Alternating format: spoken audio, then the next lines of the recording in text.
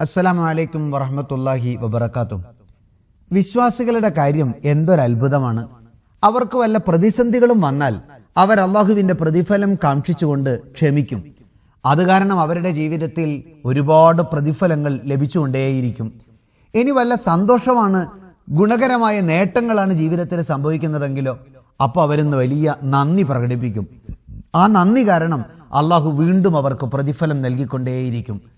നന്ദി അല്ലെങ്കിൽ ക്ഷമ, ഈ രണ്ട് മൂല്യങ്ങളായിരിക്കും അവരുടെ ജീവിതത്തിന്റെ എല്ലാ സുഖദുഃഖങ്ങളിലും, സന്തോഷങ്ങളിലും സങ്കടങ്ങളിലും, ഉയർച്ചകളിലും താഴ്ചകളിലുമെല്ലാം അവരെ നയിക്കുന്ന ഹൃദയവികാരം എന്ന് പറയുന്നത്. ഇത് രണ്ടും വിശ്വാസത്തിന്റെ പകുതി എന്നാണ് പ്രവാചകർ സല്ലല്ലാഹു അലൈഹി വസല്ലം പരിചയപ്പെടുത്തുന്നത് തന്നെ.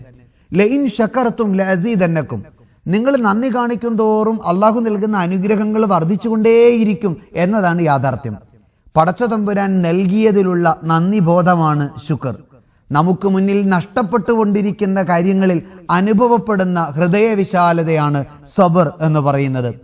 നമ്മുടെ കൂടെയുള്ള നിഅമത്തുകളൊക്കെ ഒപ്പം തന്നെ നിലനിർത്താനും നഷ്ടപ്പെട്ടു പോയതോ ആഗ്രഹിക്കുന്നതോ ആയ നിഅമത്തുകളെ നമ്മളിലേക്ക് അടുപ്പിച്ചു നിർത്താനുമുള്ള ഏറ്റവും നല്ല സ്വഭാവ ഗുണമാണ് ശുക്ർ എന്ന് പറയുന്നത്. നന്ദിയുണ്ടാവുക എന്നത് ചെറിയ ചെറിയ കാര്യങ്ങളിൽ പ്രകടിപ്പിക്കുന്നവനാണ് വലിയ കാര്യങ്ങൾ അവന് നന്ദി കാണിക്കാനും അത് വർദ്ധിപ്പിക്കുന്ന രീതിയിൽ അനുഭവിക്കാനുമൊക്കെ അള്ളാഹു അവസരം നൽകുക. മനുഷ്യരോട് നന്ദി കാണിക്കാത്തവന് അള്ളാഹുവിനോടും നന്ദി ഉണ്ടാവില്ല.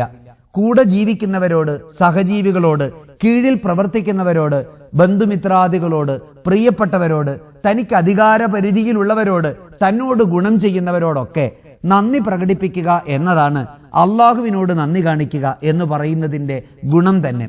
അശ്ശുക്രു ഹുവ ദാക്കിറത്തുൽ ഖൽബ്, ഹൃദയത്തിന്റെ ഓർമ്മയാണ് നന്ദി എന്ന് പറയുന്നത്. അത് മനുഷ്യൻ എപ്പോഴും പ്രകടിപ്പിച്ചുകൊണ്ടേയിരിക്കണം. അള്ളാഹുവിന്റെ പ്രവാചകർ ചോദിക്കുന്ന ഒരു ചോദ്യമുണ്ട്.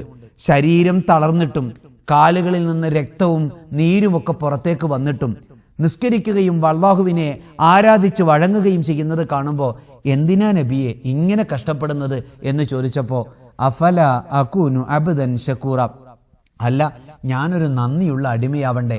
എല്ലാ അനുഗ്രഹങ്ങളും നൽകിയ അള്ളാഹുവിന് എനിക്ക് എന്തുമാത്രം ഗുണങ്ങളും നന്മകളുമാണ് പടച്ച തമ്പുരാൻ നൽകിയത്. അതിനൊക്കെ നന്ദി പ്രകടിപ്പിക്കുന്ന ഒരു അടിമയായി ഞാൻ മാറണ്ടേ? ആരംഭ മുത്തുനബിക്ക് അത് തോന്നിയെങ്കിൽ നമുക്ക് എത്ര വട്ടം തോന്നണം. അള്ളാഹു അനുഗ്രഹിക്കുമാറാവട്ടെ.